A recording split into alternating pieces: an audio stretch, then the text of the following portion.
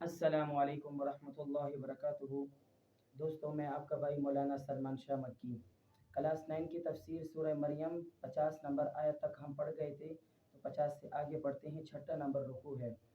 وَاذْكُرْ فِي الْكِتَابِ مُوسَىٰ إِنَّهُ كَانَ مُخْلَصًا وَكَانَ رَسُولًا نَبِيًّا، اور اس کتاب میں موسیٰ کا بھی تذکرہ کرو، بے شک وہ اللہ کے چنے ہوئے بندے، رسول اور نبی تھے۔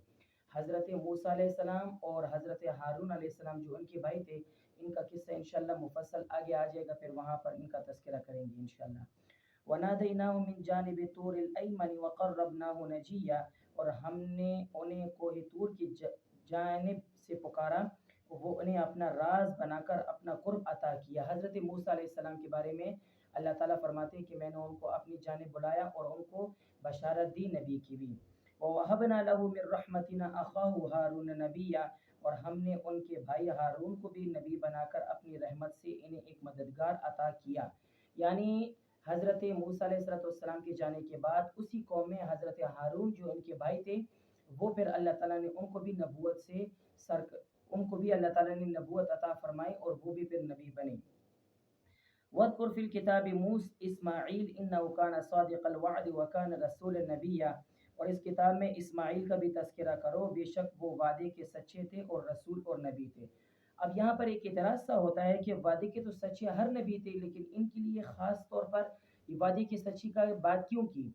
بات یہ ہے کہ دراصل میں کہ حضرت اسماعیل علیہ السلام کا خاص صفت ذکر کرنا تھا کہ حضرت اسماعیل علیہ السلام کی جب ان کے والد نے کہا کہ اے میرے بیٹے، میں تو آپ کو خواب میں دیکھ رہا ہوں کہ آپ کو ذبح کر رہا ہوں، تو حضرت اسماعیل علیہ السلام نے فرمایا کہ اے ابا جان، آپ کر دیں جو اللہ نے آپ کو حکم دیا، آپ بے شک مجھے صابرین میں سے پائیں گے۔ تو اس وجہ سے وہ صفت ذکر کرنا مقصود تھا۔ وَكَانَ يَأْمُرُ أَهْلَهُ بِالصَّلَاةِ وَالزَّكَاةِ وَكَانَ عِندَ رَبِّهِ مَرْضِيًّا، وہ اپنے گھر والوں کو بھی نماز اور زکوٰۃ کا حکم دیا کرتے تھے اور اپنے پروردگار کے نزدیک پسندیدہ تھے۔ وَاذْكُرْ فِي الْكِتَابِ إِدْرِيسَ إِنَّهُ كَانَ صِدِّيقًا نَبِيًّا، اور اس کتاب میں ادریس کا بھی تذکرہ کرو، بے شک وہ سچائی کے خوگر نبی تھے۔ وَرَفَعْنَاهُ مَكَانًا عَلِيًّا، اور ہم نے انہیں رفعت دے کر ایک بلند مقام تک پہنچایا تھا۔ اچھا، یہاں پر ایک بائبل کتاب ہے عیسائیوں کی، ان کے بائبل کتاب میں یہ بات لکھی ہے کہ حضرت ادریس علیہ السلام کو اللہ نے زندہ ہی آسمان پر اٹھا دیا تھا، لیکن ایسی کچھ تفاسیر ہمارے کتاب میں نہیں ملتی، اس وجہ سے حضرت ادریس علیہ السلام کے بارے میں ایسی روایت ذکر کرنا بھی مناسب نہیں۔ اولئک الذین انعم اللہ علیہم من النبیین من ذریۃ آدم وممن حملنا مع نوح ومن ذریۃ ابراہیم واسرائیل وممن هدینا واجتبینا اذا تتلی علیہم آیات الرحمن خروا سجدا وبکیا، اور آدم کی اولاد میں سے وہ نبی ہیں، یہ وہ نبی ہیں جن پر اللہ نے انعام فرمایا، اور ان میں سے کچھ ان لوگوں کی اولاد میں سے ہیں جن کو ہم نے نوح کے ساتھ کشتی میں سوار کیا، اور کچھ ابراہیم اور اسرائیل یعنی یعقوب علیہ السلام کی اولاد میں سے ہے۔ یہ سب ان لوگوں میں سے ہیں جن کو ہم نے ہدایت دی اور اپنے دین کے لیے منتخب کیا۔ جب ان کے سامنے خدائے رحمان کی آیتوں کی تلاوت کی جاتی ہے تو وہ روتے ہوئے سجدے میں گر جاتے ہیں۔ جب بھی آپ آیت سن لیں تلاوت قرآن پاک کی، جیسے بھی ہم نے یہ آیت پڑھ لی، تو آیت پڑھتے ساتھ ہی آپ پر بھی سجدہ لازم ہو جاتا ہے، تو آپ بھی سجدہ پھر کر لیں، سجدہ قرآن۔ فخلف من بعدهم خلف اضاعوا الصلاة واتبعوا الشهوات فسوف يلقون غیا، پھر ہم نے ان کے بعد ایسے لوگ ان کی جگہ آئیں جنہوں نے نمازوں کو برباد کیا اور اپنی نفسانی خواہشات کے پیچھے چلے، چنانچہ ان کی گمراہی بہت جلد ان کے سامنے آ جائے گی۔ یعنی ان کی گمراہی یہ تھی کہ اللہ تعالیٰ جب وہ نمازوں کو برباد کریں گے تو اللہ تعالیٰ ان کے بدلے میں کل قیامت والے دن ان کو عذاب بھی دیں گے۔ إلا من تاب وآمن وعمل صالحا فأولئك يدخلون الجنة ولا يظلمون شيئا، البتہ جن لوگوں نے توبہ کر لی اور ایمان لے آئے اور نیک عمل کیے تو ایسے لوگ جنت میں داخل ہوگے، ان پر ذرہ بھی ظلم نہیں ہوگا۔ جنات عدن التي وعد الرحمن عباده بالغیب انه كان وعده مأتیا، اور ان کا داخلہ ایسے ہمیشہ رہنے والے باغات میں ہوگا جن کا خدائے رحمان نے اپنے بندوں سے ان کے دیکھے بغیر وعدہ کر رکھا ہے، یقیناً اس کا وعدہ ایسا ہے کہ اس تک ضرور رسائی پہنچیں گے۔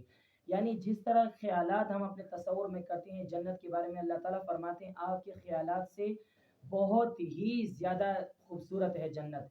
हम अपने तरफ से ये सोचते हैं कि जन्नत ऐसी होगी, उसमें वहाँ पर ये किस्म के होंगे, वहाँ पर जो भी बात करेंगे, जो भी आप दिल में आप सोचेंगे, अल्लाह ताला वो आपके सामने हाजिर कर देंगे।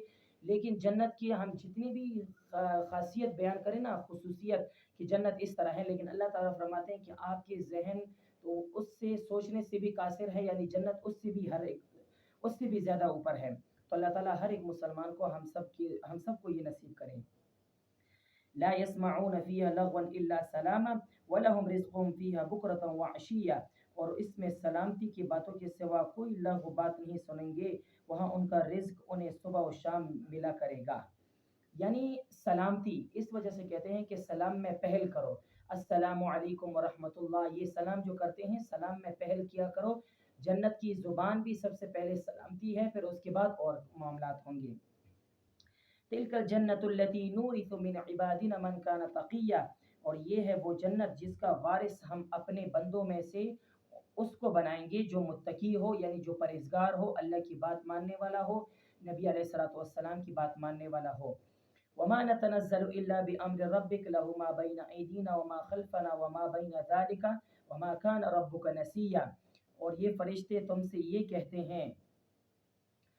कहते हैं कि हम आपके रब के हुक्म के बगैर नहीं आते।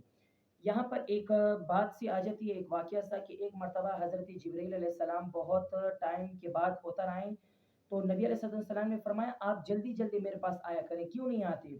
तो हज़रत जिब्रील अलैहिस्सलाम ने फरमाया कि ए अल्लाह के रसूल, मुझे जो भी हुक्म मिलता है वो अल्लाह की तरफ से मिलता है।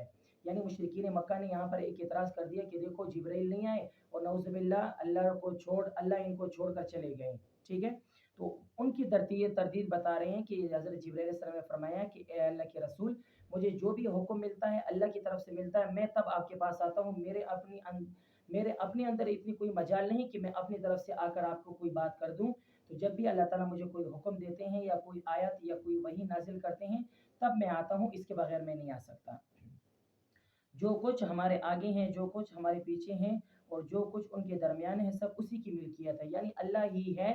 जो आगे हमारे पीछे आमाल हैं, जो भी हमारे हैं दाएं बाएं, जितनी भी हमें कुछ सब कुछ नज़र आ रहा है या जो कुछ नहीं नज़र नहीं आ रहा, सब की मिल्कियत एक अल्लाह ही की है। वमा कान रब्बुका नसिया, और तुम्हारा रब ऐसा नहीं जो भूल जाया करे। ठीक है? यानी यहाँ पर देखिए तरदीद भी हो गई, यानी अल्लाह ताला आपको भूले नहीं है, लेकिन लेट आने की वजह भी अल्लाह ही बेहतर जानते हैं, अल्लाह ही हिकमत वाले हैं कि आपको हज़रत जिब्रील अलैहिस्सलाम देर से क्यों उतरे, अल्लाह ही बेहतर जानते हैं। इस वजह से जिब्रील अलैहिस्सलाम खुद नहीं उतरा करते थे, अल्लाह के हुक्म से उतरा करते थे। तो क्लास 9 के स्टूडेंट्स, आज हमारे ये रुकू नंबर 6 से लेकर 7 तक हमारा ये हो गया। आयत नंबर 50 से लेकर 65, 50 से लेकर 65, ये तकरीबन हमारी 15 आयतें बनती हैं। तो ये 15 आयतें हमारी हो गई हैं। तो इंशाल्लाह एक एक रुकू के हिसाब से हम पढ़ते रहेंगे और इंशाल्लाह आपकी जो बोर्ड के पेपर हैं उनके लिए अच्छी खासी तफसीर भी आपके पास हो जाएगी। और इसके अलावा भी आप ये वीडियो देखकर और कज़न्स को भी शेयर किया करें। ठीक है? और इस वीडियो का मैंने आपको शुरू में ही बता दिया था कि इसका फ़ायदा ये है कि इसके बड़े हज़रात भी देख सकते हैं मेरी वीडियो को, और उससे कुरान में समझना इंशाल्लाह और भी आसान हो जाएगा। ठीक है? इसके साथ आप अपने भाई को इजाज़त दें। अस्सलामु अलैकुम व रहमतुल्लाह।